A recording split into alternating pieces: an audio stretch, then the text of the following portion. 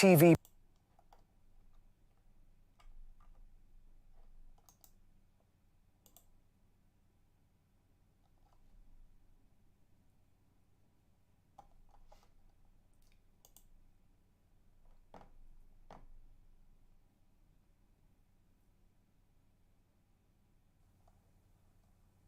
TV.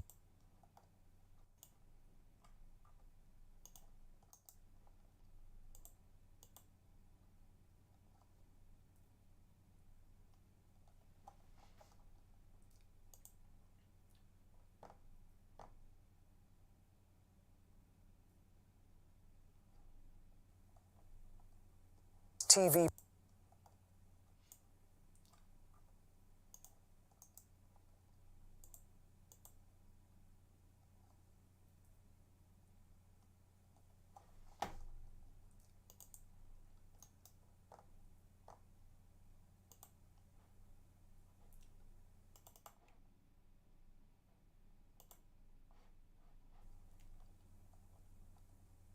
TV.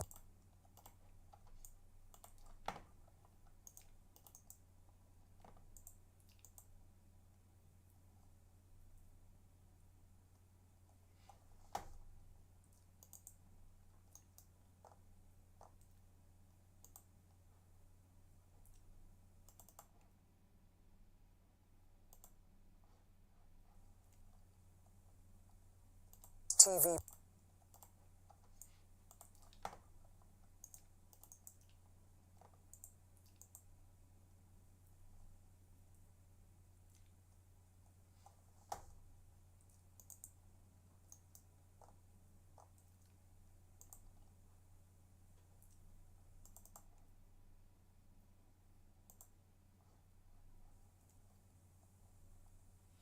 TV.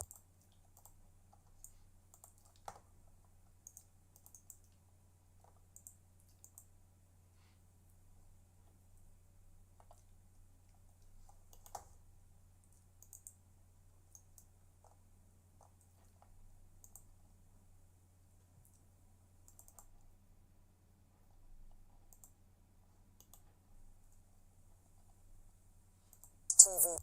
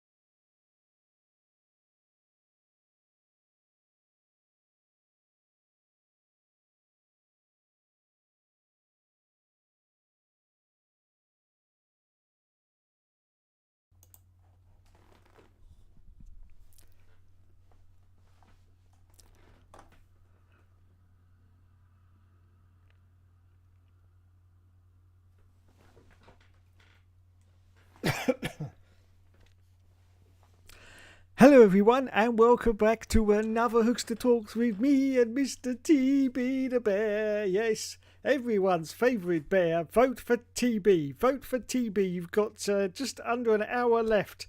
Yes, go to your local constituency and vote for the bear. Yes, everyone's favourite bear. He'll sort the country out, won't you, TB? Yes, yes, yes. What are you going to offer? What are you going to offer?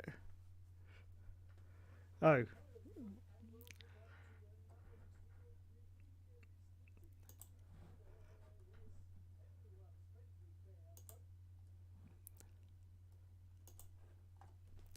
Oh, I don't think we can say that on camera. There is everyone. Yes. Now, let me put the bear down. He's got a bear behind. And what happened to my chat? Where's my chat gone? Chat? Where's my chat gone? My chat's disappeared. Hang on a minute. Oh. That's because I got rid of it. That's because I got rid of it. Hang on a minute. What do I do a silly thing like that for? No, where's it gone? Here it is. Oh, it says it's popped out.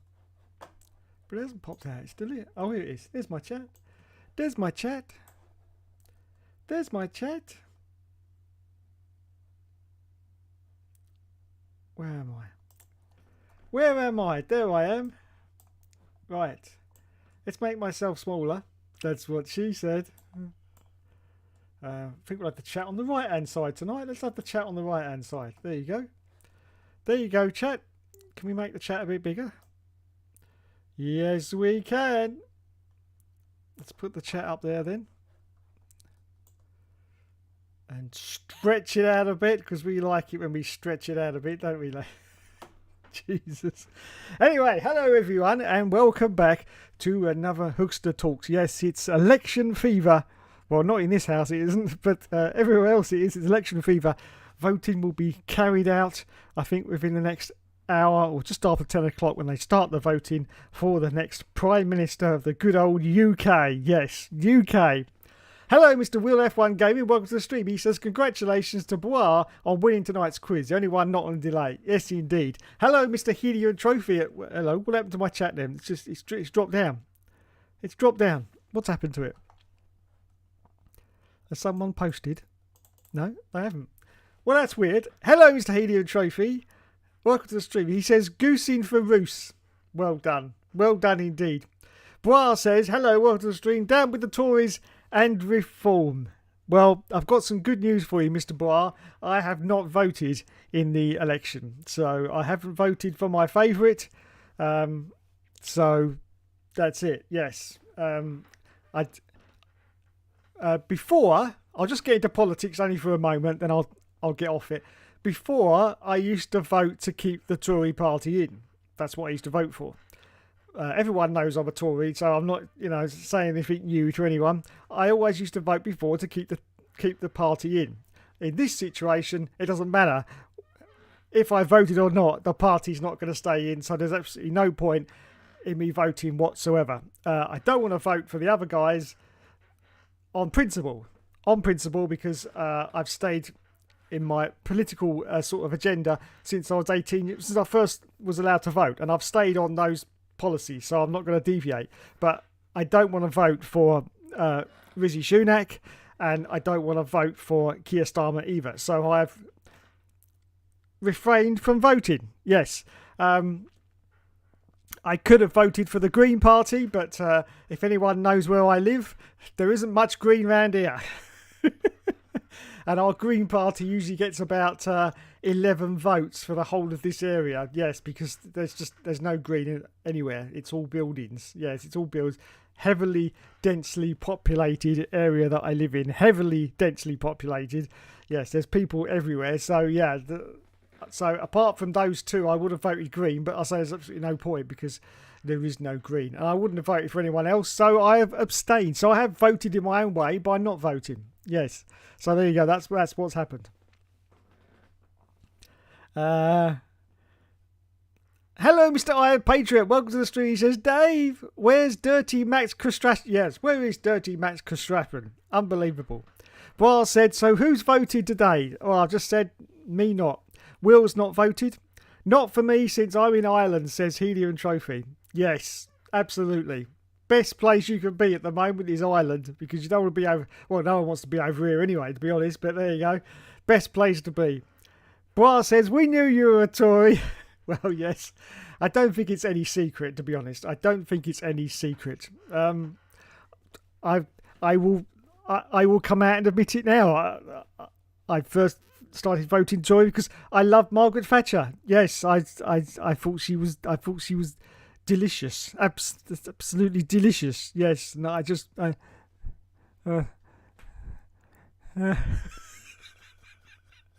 and everyone turns off the stream.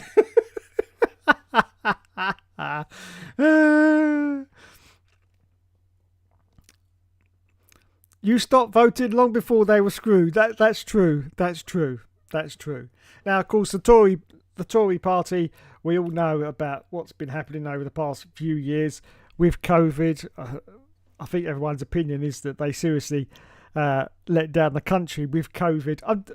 I wouldn't say, though, if Labour had been in charge, whether things have been very much different, to be honest. And I think we'd probably be in a reverse situation where we'd all be saying, oh, get Labour out and get the Tories in. So I don't think it would have been any different. That was the first pandemic for 100 years, the first big pandemic for 100 years. 1918 was the last one. So I don't think anybody really, if you think about the pace of life today, I don't think anybody was prepared for it, even in government. Boris Johnson definitely wasn't prepared for it. Was that the bumbling idiot? He certainly wasn't prepared for it, but I don't think anybody was, and so I don't think it mattered really which party was in charge. And you know, all the scandals of the Partygate. Well, yeah, Labour also were having parties during lockdown. They just got away with it because you know the Tories had all come out with it, and so it was brushed under the carpet. But yeah, so I mean. My policy basically is I think Labour and Conservatives are so sort of even, right? In the past, there was a huge difference between the Labour Party and the Tory Party, huge difference. But these days, they seem very sort of the same, if that makes any sense. So I really don't see any difference. So obviously, I couldn't vote for the other ones, and I didn't want to vote for Tories either because. Basically of Rishi Sunak, because in my view, Rishi Sunak doesn't represent the ordinary people of the UK whatsoever. He tries to. He played a good game. But he tried to sort of say that I'm sympathetic. But no, just look at his background. I mean, trying to claim that he was so poor that he couldn't even get Sky TV. I mean, there's people out there struggling to put dried macaroni in the microwave to eat every night. And he's saying that he was so poor, so bloody poor. I couldn't get Sky, I couldn't get Sky. I missed out on all those things during the 90s that they had on Sky. Yes, because I was so poor. Yes. So, yeah, his dad owned a pharmacy. And I think his mum was a doctor. So I'm sorry, that just doesn't wash with me whatsoever. That really doesn't wash with me at all that he could even come out and say that. As I say, there's real people out there really poor with struggling just to eat, and he's saying, I couldn't get Sky. I was just, when I saw that, I was just like, yeah, okay, Rizzy. Okay, Rizzy, we understand now. You are completely disconnected from the UK population. So unfortunately, I couldn't vote for him either. If it was going to be a tactical vote and I thought that things were going to get a little bit close, then I would have gone out today and voted. But it's not going to be close. And as everyone says, if you vote for Tory today, you're voting for Labour because there's such a Labour wall that's so high that you're never going to breach it. So you're basically just throwing your vote away and voting for Labour if you are a Tory supporter. So I thought, okay, I won't do anything. I will abstain. I did vote in the last election, but I've decided not to do it in this one because there's really no one I want to vote for. Politics over the past 5 years has completely gone down the pan, especially in the UK. I don't know whether it's like in other countries, but in the UK, it's just, nobody is really bothered about politics at all anymore. That they will still play a good game of trying to be relevant and interesting, but nobody's really bothered. You let down too many people in the past and nobody really cares. So much infighting and, oh my God, the Tories, they just blew it all away. I mean, they went through so many different people in the past 5 years. Unbelievable, really unbelievable. So yeah, I've abstained from voting because I know who's going to win it. It's going to be a absolute red wash of Labour, and it looks very much like the Reform Party is going to end up in second place, which I don't know how I feel about that. Nigel Farage. I don't know how I feel about that at all if the Conservatives drop into third place. We will see what happens. I'll be a little bit pissed if I didn't vote and Reform's actually beaten the Conservatives, because my one vote may have counted, but hopefully it will be okay. Hopefully it will be okay. Don't vote for a politician. Adolf, yeah. Unfortunately, Mr. Iron Patriot, you're all right to put that in the comments, but unfortunately, due to YouTube policies, which I get told about every time I upload a video, I'm not allowed to talk about it.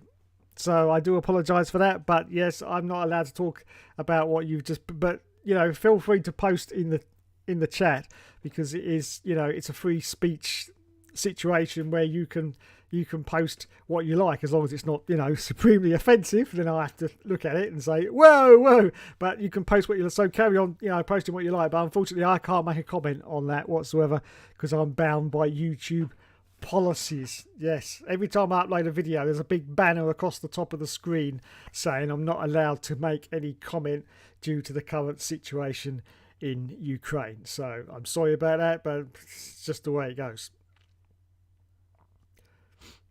Margaret had been the goat. Yes, you're quite right, Mr. Iron Patriot. Margaret was the goat. Yes, I loved old Maggie.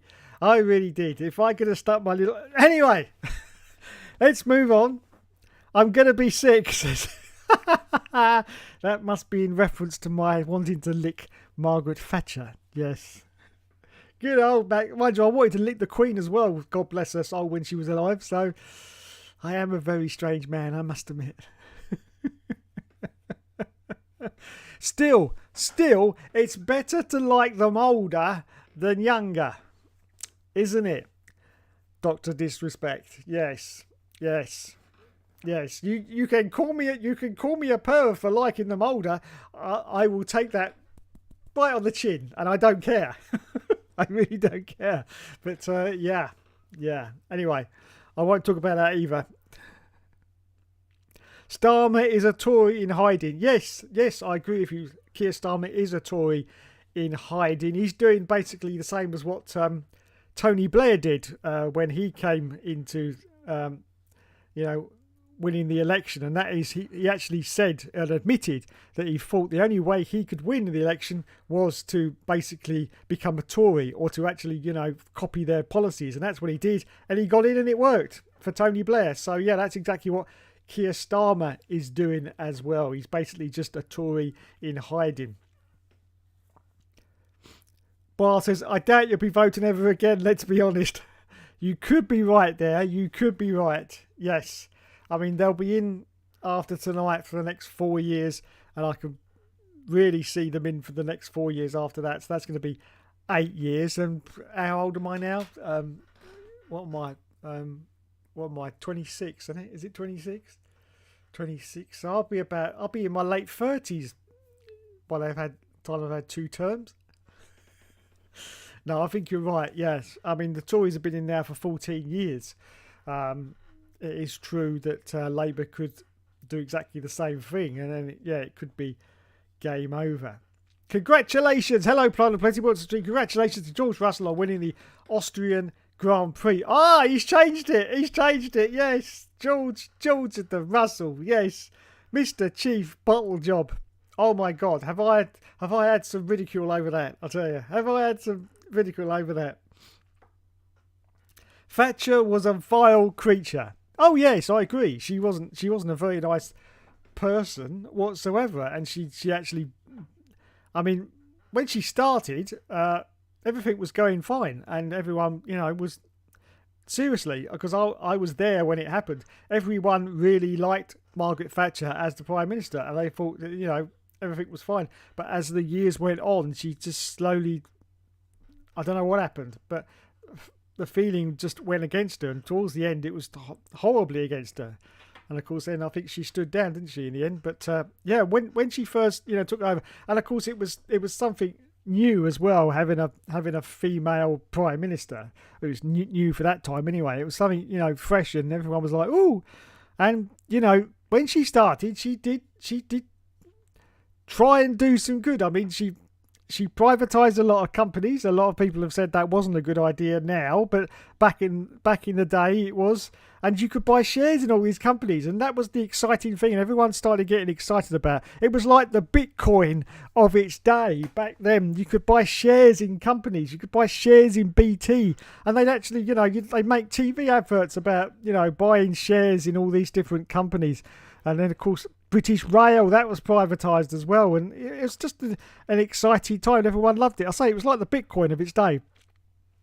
But as the years went on, unfortunately, she just lost it. And then, of course, we had all the problems with the miners' strike, the mass unemployment, although I find that quite funny today, whereas 4 million unemployed. We got, I think, 6.5 million at the moment unemployed, and nobody seems to mention that these days. It's really strange. Nobody seems to mention that the unemployment rate is higher than when it was at the peak of the 1980s, when there was lots of trouble, but nobody seems to even, it's just brushed under the carpet.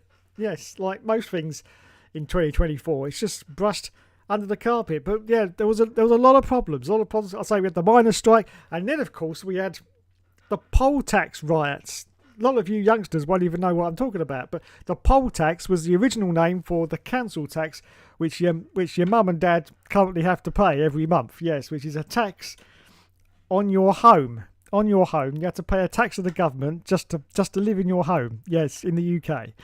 And but back in the day, it was called the poll tax, and it was first introduced in the 80s. And oh my God, everyone lost their schnizzles. Yes, there was rioting in the streets. I'm telling you, there was rioting in the streets. The poll tax riots. Look it up on Google. It's quite a fascinating sort of read. I mean, these days nobody even mentions paying the council tax, even though it's it's really high.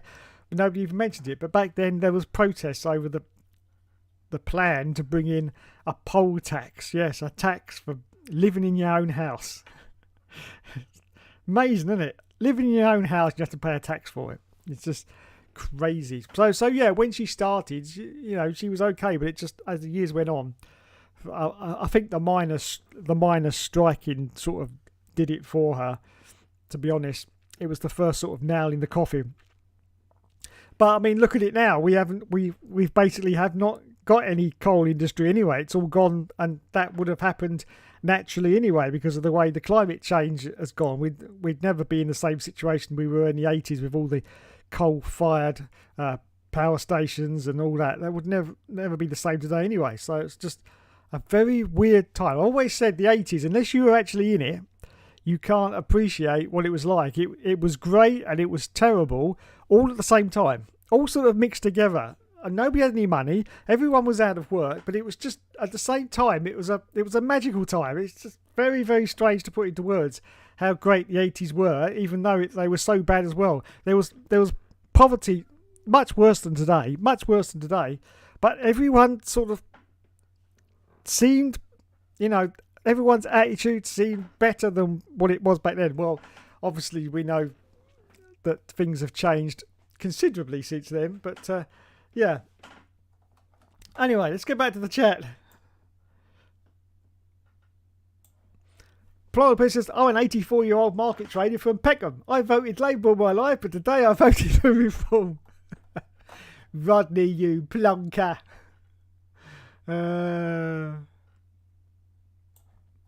My best episodes of Only on Fallen Horses was the luminous paint in the Chinese shop. Yeah, we all remember that one, don't we? The chandelier. Who can forget the chandelier? Oh my god. My personal favourite was the blow up dolls episode. If anyone remembers that, I mean that was just absolute classic. When that blow up doll started blowing up behind both of them, I was on the floor pissing myself laughing. It's just unbelievable. So yeah, great show. Only Fools and Horses. That was in the 80s. Don't forget that was in the 80s. So yeah, there was a lot of good stuff going on in the 80s. No wait, retired market trader. Why vote for the fascists? Wanna be fascists? Lefty for life, says Bois. There you go. HRD, hello sir, welcome to the stream. Long time no hear. He says, sod the election. Let's all go to Blackpool and have all the Higgett's £1 burgers and £1. Yes, absolutely. Absolutely. I've seen that. I've seen a video about going there for the £1 burger. The old, what's that? Rate My Takeaway. Everyone knows who that is, don't they, on YouTube? You know the guy. Alright. That guy. Yeah, I've seen him go there for his £1 burger. I can't believe the bloke can still do a burger for £1 down there at Blackpool, but he still can. He still can. So he's a good lad. He's a good lad, because I don't think there's anywhere else in the country you can get a burger for £1. I mean, there's probably some sort of dodgy bloke selling one out of the side of the motorway somewhere for £1. But I mean, a proper place. I don't think there is anywhere else that exists.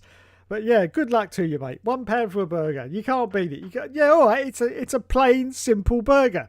It's a burger. You get a bit of ketchup, I think, and that's about it. But it's £1. You can't moan at £1. You really can't. Well, it worked for Macron. Yes, true. It did. It did. Is reform just another Brexit, says HR.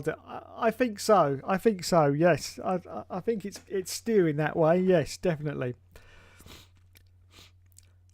So no Labour as Liverpool fan, absolutely not.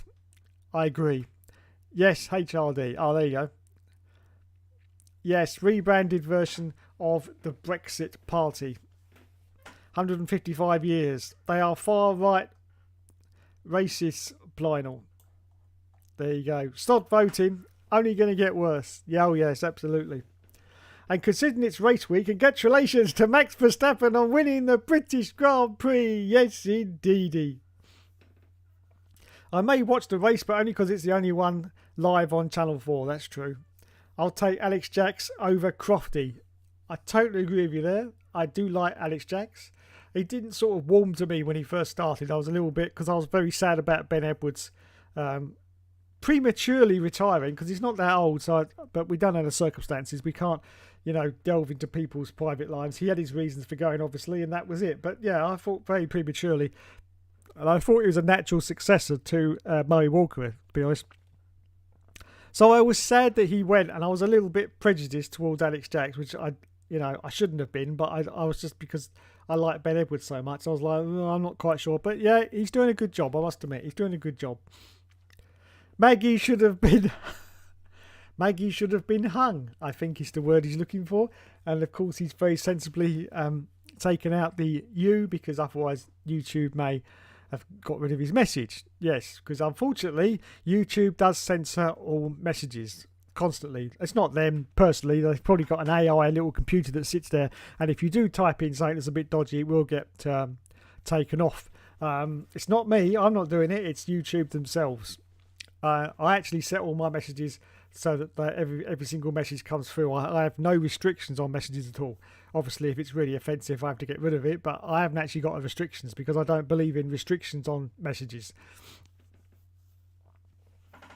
Get Alex Jacks on the all-seat there. That's a good idea. There's a good idea, yes. Only championship battle for F1 this year is made of playoff format. Yeah, lots of people had to do cash-in-hand jobs. That's true. If we get Farage in, I'm blaming you, Plynel. I didn't vote for reform, not a chance in hell. There you go. She's the reason we are in this state. Knock off. Nigel Farage needs to get out of London. Rishi Sunak needs to go. Oh yeah, I agree. Well, I think after tonight, I think he probably will do. A lot of people were surprised when he called the election anyway.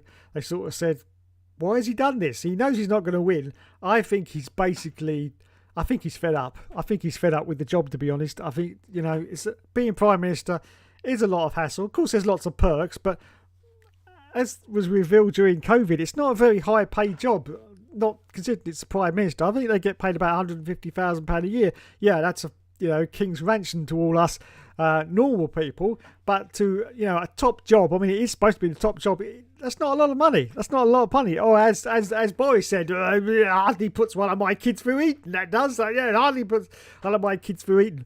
And they get so much more money doing other stuff. That's why I have to do stuff on the side. I mean, Tony Blair gets, I think, £2 million a year doing the conventions and the talking stuff.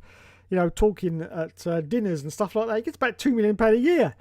And yet, as Prime Minister, they get £150,000 a year. It's just ridiculous, really. Ridiculous. So I think basically he's had enough. And I think he wants to go. And I'm pretty sure after this election is finished, he may step down. He may step down and let Penny Mordaunt take over, because she looks like she really wants the job. And as she will be shadow Prime Minister now, I think he'll just step down and give it to her and say, yeah, can't be bothered, get on with it. I'm going home now. I'm done. Mayor needs to go. Yes, royal family need to go. Oh, absolutely. Sunak is going. He's going on a flight to California. Nearly everything and everyone needs to get out of London. The Yellow Peril. My mum knows the script of that episode and she recorded it on VS and wrote it down. Wow, really? That's great to see. The Yellow Peril, is that what it's called? I didn't know what it was called. But yeah, with the luminous paint at was it Chinese restaurant? That was just classic. But I'll say my all-time favourite, just for me, was the Blow Up Dolls episode, because it was just, oh my God. Oh my God. His YouTube channel is Chris Higgett YouTube Daddy. Nice. Blackpool is a giant slum town, says Bra. Yeah, I have heard it is. I do watch a few YouTubers, when they do these trip to places, oh, this is the worst place in England or whatever. I do disagree. I should really take my camera out one day and walk around my local area. I'll show you how bad the place is, I'll tell you, because it's a lot worse than some of the videos I've seen. HRD says, got 3 burgers in one day when I was up there. Honest to God, it's the greatest burger ever made. It's like a football ground burger. Well, lower leagues and rounds. There you go. So anyone who wants a burger, go to Blackpool and go get your £1 burger, because there you go. We've got a review from someone who's actually had one. And he says, yeah, greatest burger ever made. I can't believe, I don't know how he does it. But I'm very glad that he does. So well done. Was in Blackpool raving my arse off and relaxing for once. Nice. Like 1BD3MS. Yes, absolutely, Mr. Helium Trophy. I agree with you. The Tories will end up coming third, says Lionel Plessy. I think you're right. I don't know how I feel about that. If that happens, I'm going to be a little bit sick about not voting, because I really don't want Nigel Farage in second place. But hopefully, fingers crossed, they'll at least have enough to get into second place. I hope so, anyway. Anyway, we'll find out like 3 or 4 o'clock in the morning tonight, won't we? Find out. Self-entitled drivers and cyclists need to go from London as well. Absolutely. Kind of sucks how I can't be in London most of the time because of how the country is. Yes, we know what has happened to London. Completely unrecognisable. Even Clarkson, he also said he'd rather vote for his dog than Labour. I agree. London isn't that bad. It's paradise compared to anywhere outside of here. Vote Lib Dems. No. I can't vote Lib Dems either, because that's far too to the left of my right thinking. I've probably got that in reverse, because I've explained before the camera reverses the image. So that's my left hand, which is probably on your screen, showing it on the right hand side, isn't it? Yeah, but I'm actually pointing that on the left. Can you see that? Clever, isn't it? Yeah, not really, but yeah, the camera flips the image around. That's why when someone said put your hand out on your head, I put it on the wrong side. Reckon Kia has his bags packed ready to move into number. I reckon. Oh yeah, I mean, it's a foregone conclusion. How did you get it it through and it erased mine. How did you get it through and it erased mine? I don't. Well, you have to put the little asterisks over some of the letters. Still sometimes gets rid of it, unfortunately. But yeah, try the little asterisks over some of the letters and you might get it through. The thing is, I'm not sure who Clarkson voted for because he was a Remainer. Yeah. Well, me too. I voted to Remain as well back in... See, I do vote. Back in, was it 2016? I voted to Remain. And I think I was right, to be honest. The state of the country now. And considering how farmers have been screwed over. In case you hadn't forgotten, Starmer's dad was a tool maker. Yes, he was a tool maker. I'm not going to say any more about that.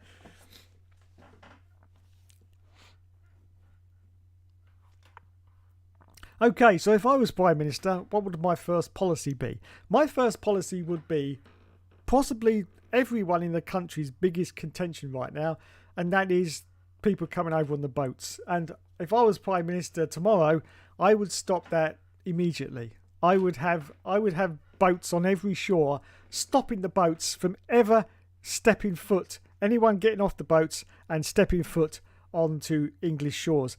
Now, we all know now that the old story of, oh, I'm escaping prosecution from my own country because, you know, I'm in serious peril of...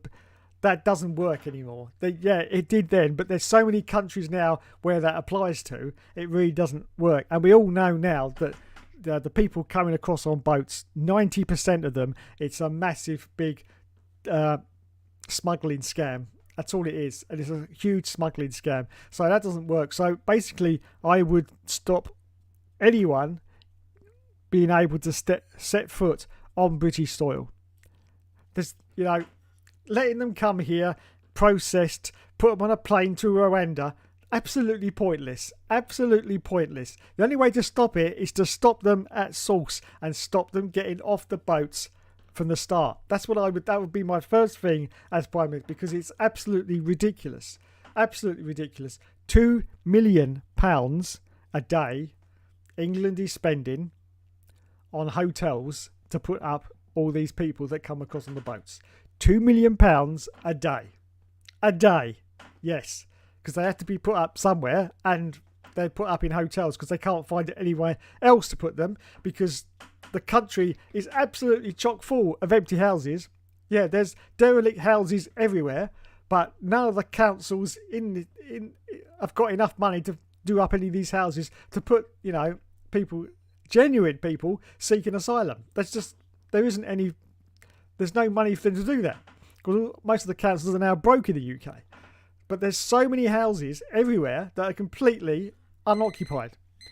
Oh, there's my Viagra timer. That are completely unoccupied. But I say there's no money for the council to do them up.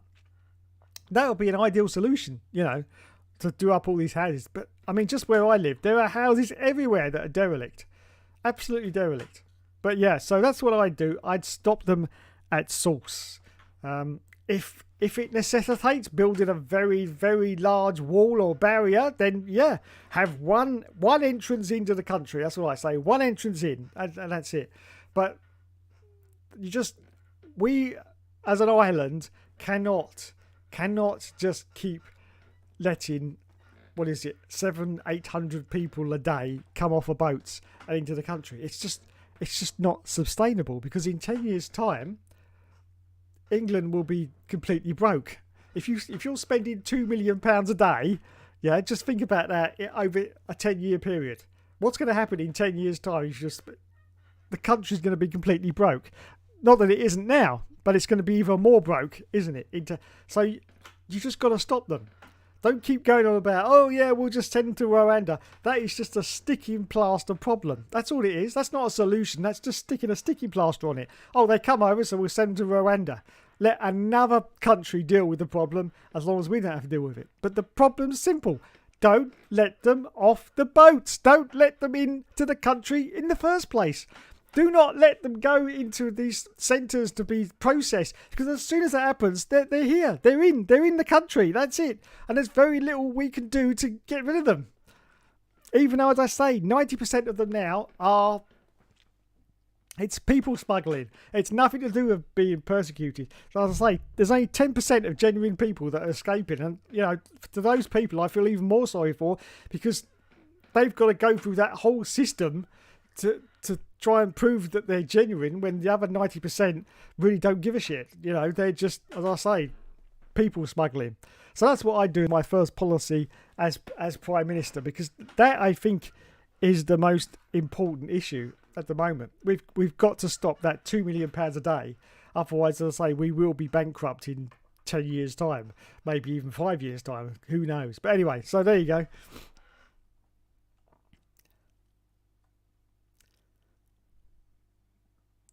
Down with Fashy Hookster. That's it. Yes.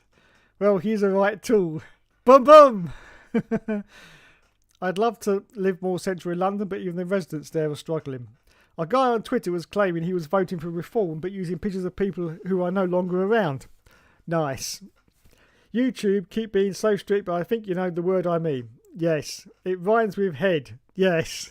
The whole illegal immigrant stuff needs to be sorted out as well, since it's a mess. I see why people have to come here, but like anything, there's good and bad. Yes. So Farage you are. Bosh, bosh, zoom, zoom, wallet, dosh. If it's a family forced out of their own country and need to come here, sure, that's fine. Yeah, I agree with you. But I say that amounts to about 10% of the people that come over here. Only 10%. But when it's just men, only with no family, no kids, just scrounging and harassing women and teenagers, yeah. Nigel says, in order to stop the boats, we must leave ECHR. Therefore, our human rights will be stripped. I feel like we're sleepwalking into a dystopian future. Yes. I believe we are.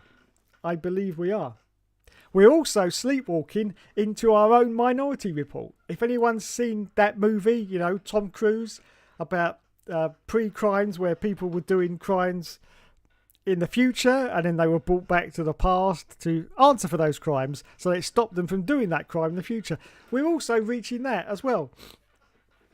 Because I read today about the bloke who was attempting to kidnap Holly Willoughby, and he's been sentenced, and and he will be convicted on July. Now, I'm not saying anything about this guy. Absolute 100% whack job, weirdo. 10 years ago he tried to abduct an air hostess. So I was looking at today on Sky News. That was like 10 years ago. So utter scumbag without any doubt. He's got previous, so he should have gone to jail. He should have gone to jail 10 years ago, though. Not now.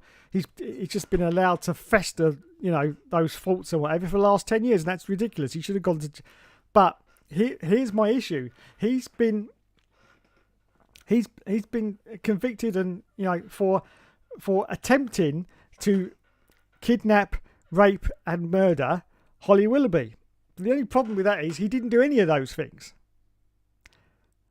He was planning to do those things, but he didn't do any of those. He didn't kidnap her. He didn't. I can't say it twice. I might get demonetised. And he didn't murder her either. So we are getting into the pre-crime territory, aren't we?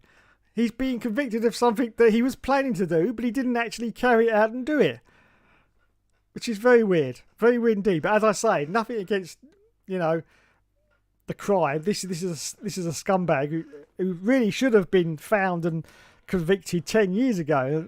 Leave it at that. But as I say, if you look on the flip side of that, yeah, he's been convicted of something he was planning to do, but something that he never actually did. So very weird. We're definitely getting into the Minority Report stuff now, aren't we? Definitely. Anyway, that was just my little. The town I live in, we have a nightclub and a bar that turns into a nightclub, and they've had cases of SA from men who aren't legal. Yeah. Except it wasn't SA, just more drugs and fighting over nothing. Someone in my class back in school came to the UK with his family, and they worked really hard. Now the guy's doing really well for himself, and there's twins. Yeah, great to see. As I say, for the 10% of genuine people, that's a great story. I mean, back in the 80s, was it the 80s or the 70s, I think it was, we had a surge of immigrants from Jamaica that came over to here, and they really did help the country out during those times.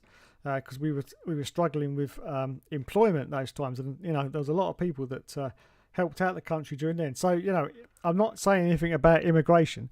It has to happen, and it does help the country.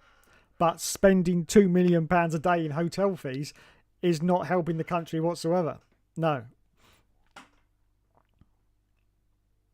I'm interested to know, what has been the worst moment for you, Dave, during the Tories' reign in the last 14 years? Well, I wouldn't call it the worst moment, but when COVID happened, they were saying, Boris was saying, lots of people were saying, it's okay, we've got you covered.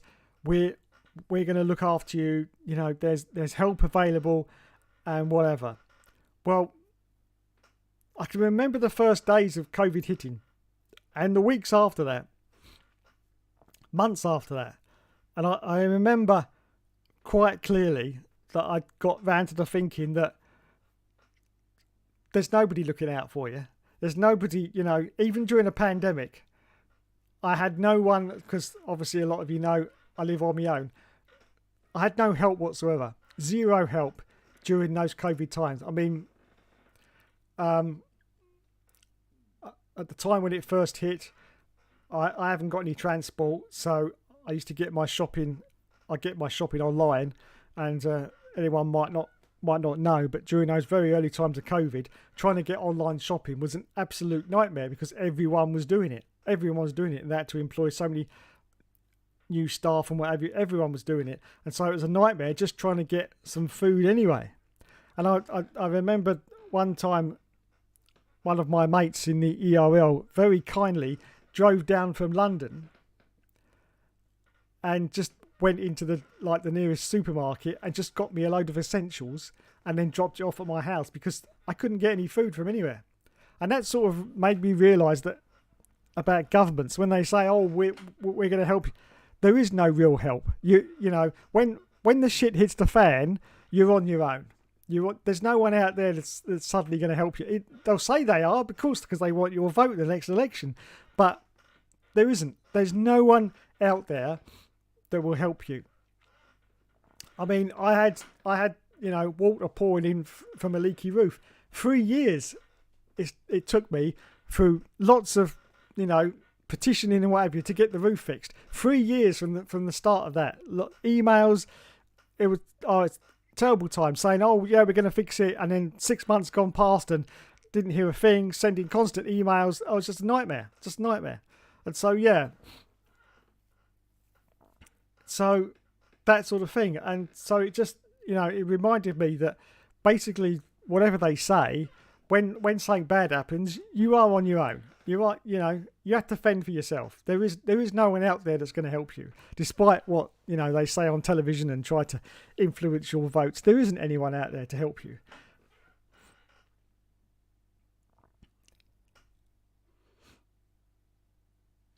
But I say, the last 14 years under the Tories, there's been a few times.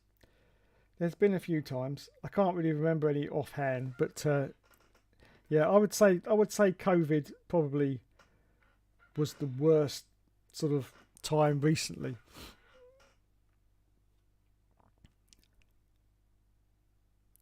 Windrush. That's it. Windrush. Yes, that was the Jamaicans coming over to here. I think it was back in the 70s now, if I remember it. Yes. We have a Jamaican food market in the town centre of mine. They're really good. Yep. Yes, I remember. And I remember Boris saying to let the bodies pile high. Yes, of course. Yep. He said that. Let the bodies pile high. That was because he didn't want these lockdowns. He thought, hindsight's a wonderful thing, and lots of people have said that lockdowns didn't actually work and we should have just carried on as normal. But like I say, first pandemic for 100 years, we didn't know. We didn't know what the solution was. All we knew was if you went outside and mixed with people, there was a high chance in the very early days, because it was a new variant virus that nobody had been exposed to before, there was a high chance that you could catch the virus and you could die. That's all we knew. We didn't know anything else, because this was before vaccinations and all that malarkey came along later. We didn't know about that. So, it was a problem. It was a real problem. They need to sort certain chavs and immature chavvy families out as well. Yes. Remember, boo for Boris. Yes, boo for Boris. I was never really a fan of Boris, to be honest. I mean, when he was on Have I Got News For You, he was pretty much a joke. Everyone was laughing at him, not with him, to be honest. So I was never really a fan of Boris. It was a natural progression because he was the mayor, wasn't he, that he would become Prime Minister. That was just natural. But I never really had a thing for Boris, to be honest. I mean, obviously I voted for him in 2019 because he was the leader of the party at the time. But I really wasn't like, oh yeah, you know, love Boris. Really indifferent to him. And they parted whilst people died. Absolutely. We've all experienced that. My brother-in-law died of COVID. In fact, that was the time, if you remember, when they were saying they were getting all the mortuaries to not actually say that it was COVID, so that it would try and keep the COVID rates down. So they were saying that he didn't die of COVID. He died of a respiratory illness. But we all know that it was COVID that he died of, 100%, because he was absolutely full of it. But yeah, he died, and I think only like 6 people could attend the funeral and what have you. So yeah, we all know someone who's had that happen to him. That's another thing my Polish classmate did. The vote is now closed at the time of this comment. And Tong Ingram is a BTC champion, spoiling Sutton's 4P. Yes. Oh no, I forgot to vote. Never mind. Exit poll is in. Either it turned to be a complete lie or I don't know anymore. Labour with 170 majority, Conservatives in second, Lib Dems in third, so they've beaten the Reform Party, have they, at the moment? Speaking of I Got News For You, had Angus Deaton not had that scandal, the world would have been in a different place. Absolutely. Yes, it's, you know, it really amazes me how these people with power and influence blow it all away. Now, you've probably seen on the internet, and I was talking about it last week, about Dr. Disrespect. This is a guy who was earning millions on YouTube. Millions on YouTube. And it's all gone now because in 2017 he was acknowledged, because he acknowledged it himself, talking to a minor. And the content was leaning towards inappropriate, whatever the hell that means. Yes. And it's just amazing. He had it all. He had sponsorship deals coming out of his arse. You know, the 49ers sponsored him. Turtle Beach sponsored him. He had a £2 million studio setup. £2 million studio setup just to do his live streams from. Okay? And I'm sitting here in my spare bedroom with a battered up old PS1 sitting in the background. Yes. And he had a £2 million setup to do his live streams from. He still has at the moment anyway. He has a wife, and she, you know, stunning wife, and yet blows it all away on something like that. It's just amazing. It's just amazing. Absolutely amazing. I mean, you talk about people in like the top jobs. Jack Nicholls. We all know Jack Nicholls, Formula One, you know, inappropriate behaviour, dismissed, and we'll never hear from him again. And he was a commentator on Formula E and other stuff, and it looked like he was going to probably migrate possibly into Formula One. Would probably have happened eventually. Blew it all away. I would have died to have a presenting job like that. I would have absolutely died. Well, I would have died from probably that anxiety, but yeah. And he just blew it all away. It's just, I don't know. Thought you didn't vote in 20... No, I did vote in 2019. Yeah, I did vote in 2019. I voted for, Conservatives in 2019. And I voted in 2016 to remain in the EU, because I thought it would be a better place if we remained with the EU. And I think I was right, to be honest, the way the country's gone at the moment. I think I was right. But anyway, maybe I wasn't. The Captain Tom thing, what a con. That's just, yeah. It's very sad, very sad. Not not for his daughter. I've got no horrible, horrible arsewipe is what I'm going to say about her. Honestly, I'm just sad for Tom. Really old guy, wasn't he? Was he in his 90s or whatever? Been through the war. Did that walk on his frame, walking up and down to raise money for charity. And then it just, his name gets completely abolished by his own daughter, his own family, for Christ's sake, his own daughter. I mean, very, very, very sad. Very, very sad indeed. But there you go. Sometimes happen. Oh, I did vote. I voted random. Yeah, that's probably the best thing to do. Vote random. Conservatives have 131 seats apparently. Too many, frankly. Good.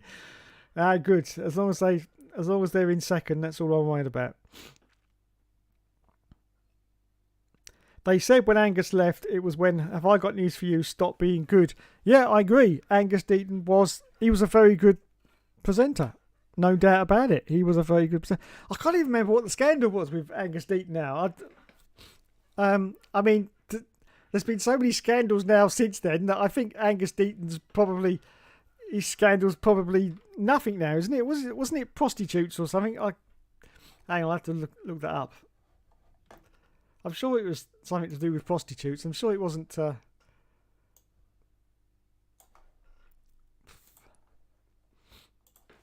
hope I'm not wrong and it wasn't anything to do with minors, but I don't think it was.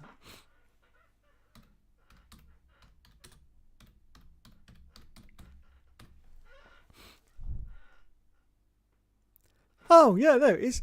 In May 2002, the British tabloid newspaper The News of the World reported he had taken cocaine and had sex with prostitutes. I mean, oops.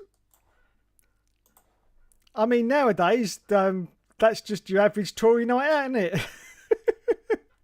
I mean, it's ridiculous, isn't it? That is just your average Tory night out, that is. So, yeah, took cocaine and had sex with prostitutes. I mean, that, as a scandal, really, it's nothing, really, compared to today, is it? In fact, he wouldn't even be shunned, would he, if that had happened today? I'm sure he wouldn't. Obviously, because it happened back then, and it was the BBC, once again, it was a big, huge scandal, so they had to do something, and they had to get rid of him. But I'm pretty sure everything that's gone on in the years since then, that seriously wouldn't be a big thing, would it? I mean, it's sex with prostitutes. It's not my thing, but everyone does that every single day and would class that as normal.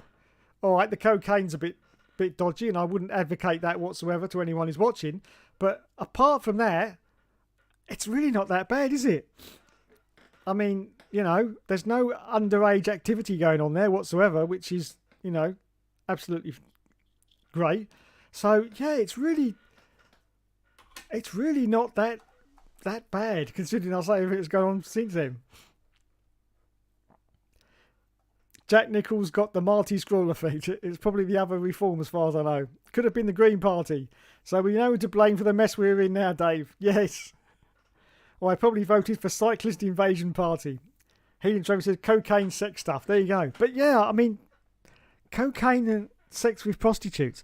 Just me saying that, it doesn't sound as bad, does it, as some of the things that have come out recently. It really doesn't. It's not that bad. I say, if that happened now, he'd probably would have got away with it. He'd probably still be doing Have I Got News For You. Seriously. Fair play to Angus as he still turned up for Have I Got News that day. Merton had the shirt. Yeah, I remember that with the headline on it of that shirt. Yeah, fair play to him because he was absolutely tortured to death, battered around the head with that, and he never came back again, did he? But fair play to him. And people think the world today is woke, and that's what will be thrown around if a scandal happened today. Yeah. He is exactly cancel culture. Yeah, I know. It's just ridiculous, isn't it? It's ridiculous. It really is. I mean, that really that really isn't, compared with what people have done today, that really isn't that bad. Don't ever buy cocaine unless it's from rich people or from Colombia. Brucey was on Have I Got News for You 2000, one of the best episodes. Yeah. So yeah, it's crazy, isn't it? Think about it now. I suppose because of the Jimmy Savile thing that the BBC, you know, they had to act. But yeah, that really isn't that bad. I remember Angus once did Top of the Pops in 1994. It was on BBC 4 last year. He mentioned about Dave Lee Travis, but it wasn't cut out of the episode. Yes. Oh dear. The Radio 1 roadshows. Yes. The biggest den of iniquity out there, I'll tell you. Yes. My sister went to one of those. Yeah. Something happened. She won't make a comment, but something happened on one of the Radio 1 roadshows. But yeah, and she was only young at the time. So yeah, it was the whole culture of Radio 1 and the BBC back then was just disgusting. It really was. Anyway, shall we get on to F1? Yeah, let's get on to F1 stuff. I've done an hour of talking about nothing to do with F1. Anyway, yes, go out and vote. Oh, you can't vote now. It's almost 10:15. It's all done. It's all done now. 10 o'clock was the final thing for voting. So it's done now. It's done. Labour, congratulations to Labour. And congratulations to the Conservatives for coming second and the Lib Dems for coming third. Hopefully Reform will be in fourth place. I hope so anyway. Because I don't like Nigel. No, I don't like Nigel. I don't think anybody likes Nigel, to be honest. But yeah. Right. I was watching the race in a pub in Manchester. Had no choice because of the traffic. F1 is not a real sport. That's true. F1 is boring, and that's also true. That's also true. So we had... Who cares about F1? True. So last week we had, of course, the Austrian Grand Prix. Boo! No sport is a real sport in 2024. It's amazing, isn't it, how this channel's called F1 Games PlayStation. And every time I start talking about F1 now, everyone starts booing. I'd rather the Greens game falls. Do people still think games are a sport? Want Lib Dems in second? Boo! Also, I've got something for you, Mr. Bra. Last night, let's talk IndyCar. Yes, Mr. Bra, last night, I'll have you know, I recorded F1 2001 100% race. Okay? Now, the last couple of days, the electric's been a bit dodgy where I live. The lights have been flickering a lot, okay? So, I was only going to do half, and I was going to do the other half tonight. But I got halfway through it, and I thought, what happens if the electric goes out? And I've lost that whole 50% of the race. So, last night, I did the whole bloody thing. It took me 2 hours and 20 minutes in total to do the race, but I have done it. Afterwards, I had a splitting headache that you would not believe. You would not believe. I had a splitting headache, but I have done the 100% 2001 race. Oh my God. Most of the splitting headache come from the constant blue flag. But yes, I have done it. So all I've got to do is edit it now, which will take forever, but it will eventually get on the channel. No, it wasn't supposed to be 2002. We had this debate. It was probably because 2002 hasn't got the blue flag thingy, or not as much anyway. So yeah, I did it, and I say because basically I do it off original hardware. So I was doing it off my PS2, and those old F1 games were actually on CD, not DVDs, because they were, you know, trying to do it on the cheap. So my poor aging PS2 was sitting there with the disc spinning round about 60 times its revolution. Yeah, it was going like a Catherine wheel, and I thought, well, there's no way I'm going to leave that on running like that all night and then come back to it the next day. That's ridiculous, you know. So yeah, so I did the whole thing. I'll say 2 hours and 20 minutes. The worst headache on the planet I had afterwards. I think on F1 2003 the game would crash after 2008. Yeah, I think it. You did 2001 Chris a year ago. It was 2000 you were meant to do next. Yeah, well, it's tough because I ain't doing it again. I am not doing it again. I've done 2001 and that's it.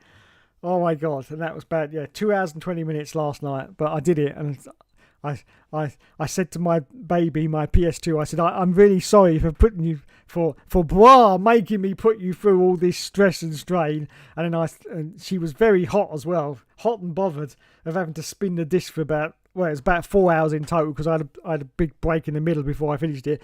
And but yeah, I switched her off and she was all right. But yeah, oh my God. Unbelievable.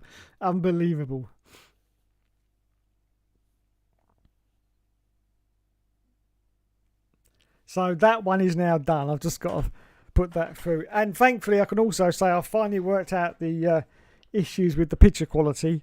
I've basically gone back to how I used to record them before. So it won't look like a potato like the last video did that I did ages ago. I remember you made a comment saying the picture quality was, yes, it was dreadful, but that wasn't my fault. That was my video editing software. For some unknown reason, it made it into a potato quality.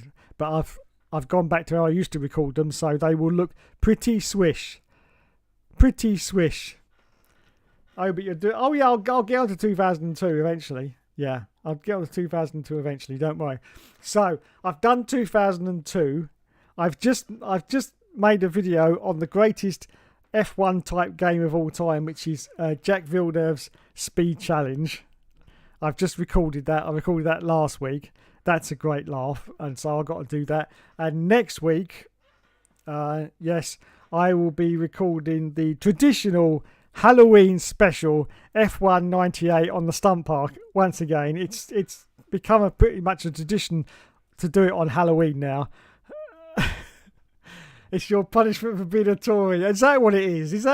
Yes, but next week I should be doing the F1 98 stunt park track. Yes. The traditional Halloween episode, I should be recording that, and then I'm done because I need to start editing because I've got quite a few 100% races now. I've got the 2001, I've got the Jacques Villeneuve Speed Challenge to do, which isn't a 100% race, it's just a review of the game. I'm going to be doing F1 98 100% next week, and then I've got quite a few saved up. I've got F1 2001 100%, not 2001, F1 2021 100%, 22 100%, and 23 100% as well. I've just got to do 24, so I've got enough to start another sort of mini series of about 10 videos on the 100% race series. Yes. Anyway, so that's what I've been doing, and then I can get back to the usual stuff in a couple of weeks. Your punishment for being a Tory. Love it. Anyway, so let's get back to F1. No, come back. So last week, of course, contentiously, we had that little incident with Maxi Boy and Lando Norris. Lots of people on Twitter are examining it, explaining it, and saying, no, it was all Lando's fault, actually. I still blame Max for that, yeah. I mean, Lando was at fault as well because he was doing lots of spectacular dive bombs. But in the end of the day, Max was being an arsehat, and the bit I didn't like was at the end after the collision, the crash and whatever. He was deliberately drifting across to Lando to try and push him off the circuit to stop him from continuing during the race because he was that desperate to make sure, that he still wanted to get into the points or whatever. It was all unnecessary. All he had to do was let Lando pass, and he would have lost 6 points. 6 points is all he would have lost. He's miles ahead of Lando Norris in the point stands at the moment, so it's just completely unnecessary for that to happen. It was completely unnecessary. Just let him past. He was on fresher tyres. He was faster than you at that point in the race, so just let him past. But no, Max couldn't do it. Racing driver, you're not getting past. I've got to win at all costs from the Ayrton Senna, Michael Schumacher stable. So he just couldn't do it. He just could not do it. But that's all he had to do was just let him go, and he would have lost 6 points. And Lando would have come first, and he would have come second. But in the end, I think he ended up fifth, didn't he, or whatever.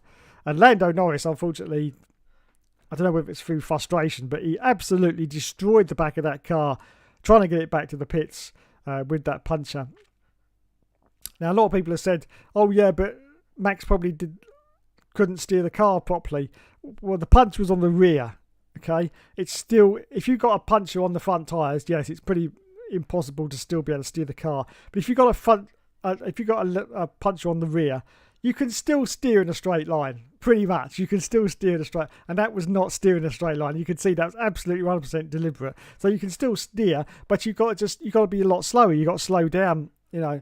But Lando, through frustration or whatever, he didn't slow down at all. He just took that car back pretty much at the full speed he could get out of the car with the blown tyre, and it absolutely destroyed. I don't know if you saw some of those slow-mo shots on the TV of that tyre going round, and it was at bits of the rear end of that McLaren were just flying off everywhere because he was just absolutely destroying it. So he went far too fast to try and get back to the pits, and in the end, it was a DNF, which was silly because he may have ended up with a couple of points in the end. If he'd come in and got that tyre changed, he could have easily possibly have ended up in 8th place.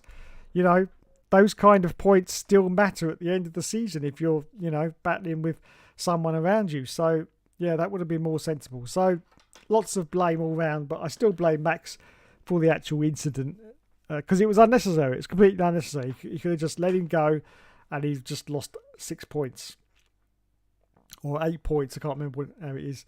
But yeah, first blow, give way to the car behind you when you can.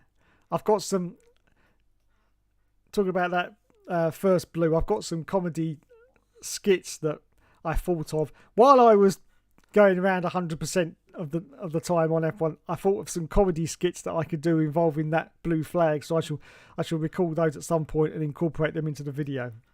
I won't tell you what they are, otherwise, you know, let's give the game away. Everyone was overreacting about that on Twitter. Yeah, Colt H44 crying about like Max tried to kill him when Lewis. Yeah, I saw that on there. It's absolutely ridiculous. Reform got 13 seats apparently. Orwellian future. 13 seats. Max probably didn't look at his left mirror and was looking towards the apex more. Yeah, I agree. So that was the incident last week in Austria. And now, of course, this week we've got Silverstone, the home of the British Grand Prix. Just before I can conclude, I need to just mention what I put in my thumbnail, which was about Oliver Bearman. And that is that he has signed a multi-deal contract with Haas. Personally, I wouldn't have done that.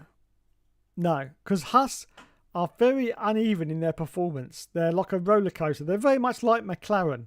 One year, they're pretty good. And this year, they have been pretty decent, I must admit. But last year, they were terrible.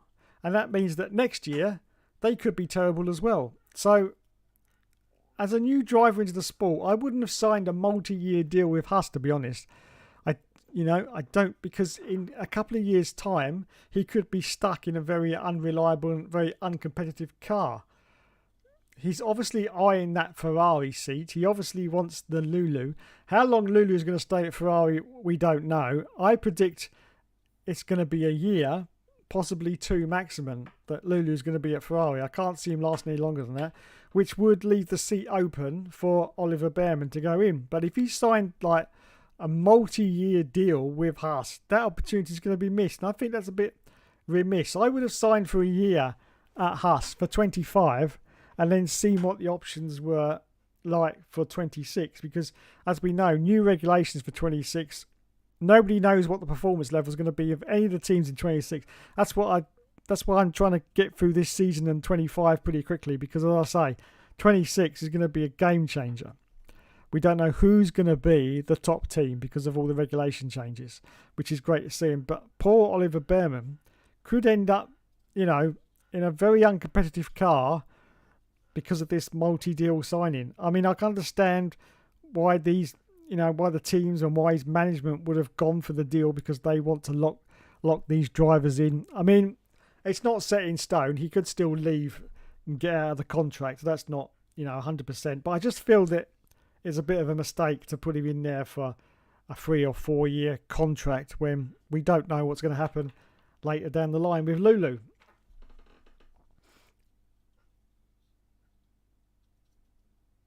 Max will probably give Lando the win in Silverstone, and Colt Lewis Hamilton will have an orgy claiming Max got out racing in his career like how Lewis is now.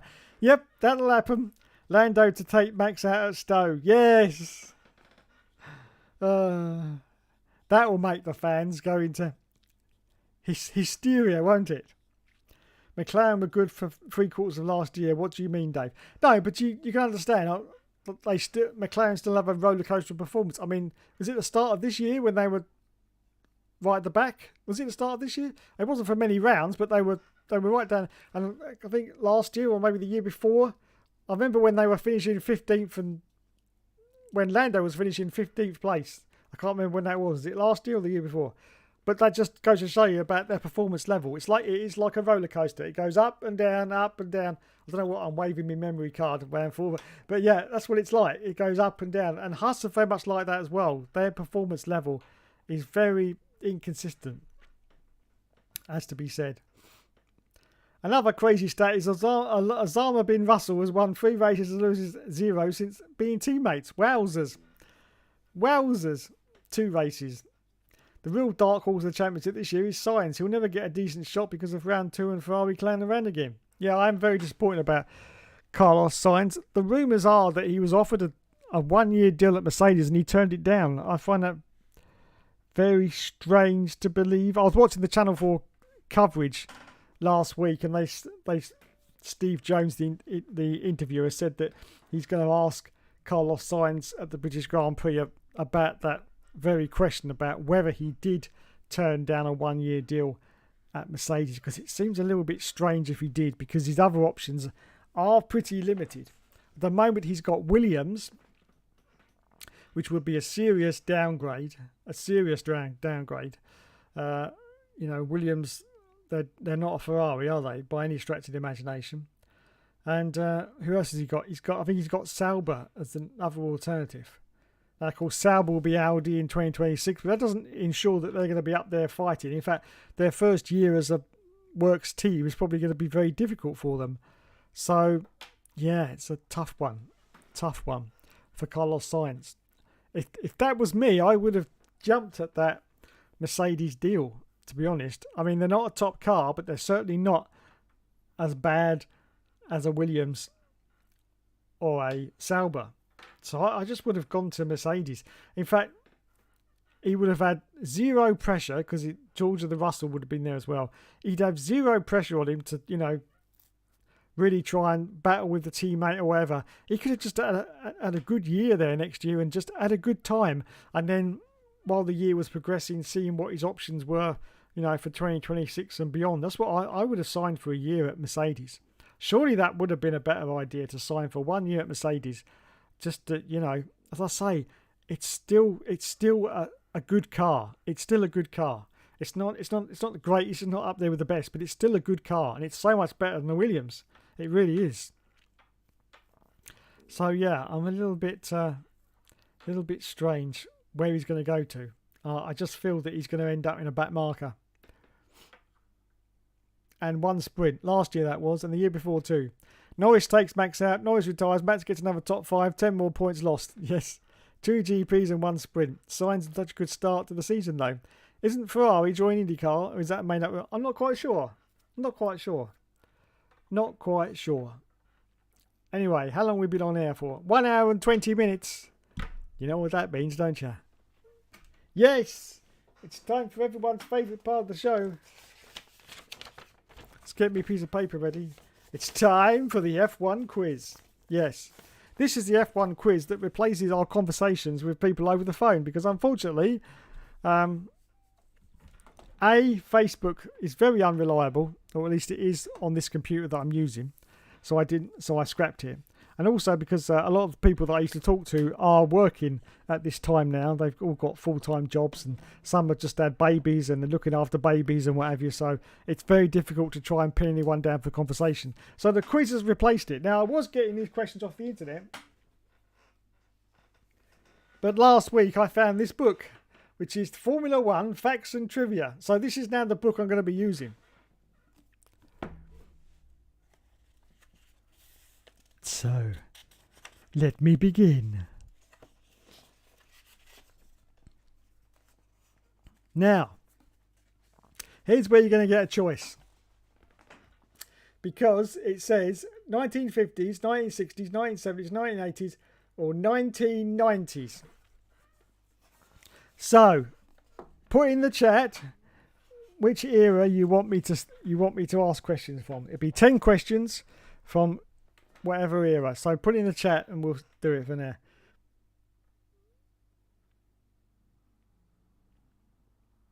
Wait 10 minutes for the quiz. Need to help with an email first. In the meantime, talk about why the F1 career mode is so hard. Anyway, I'll do the quiz in a minute, everyone. So, yeah. Oh, Bar says 90s. There you go. I knew he'd say 90s. Right, okay. That's on page 325. Let me find the page then. Oh, it's very difficult trying to do this with a big microphone stuck in front of you. 325. 1990s.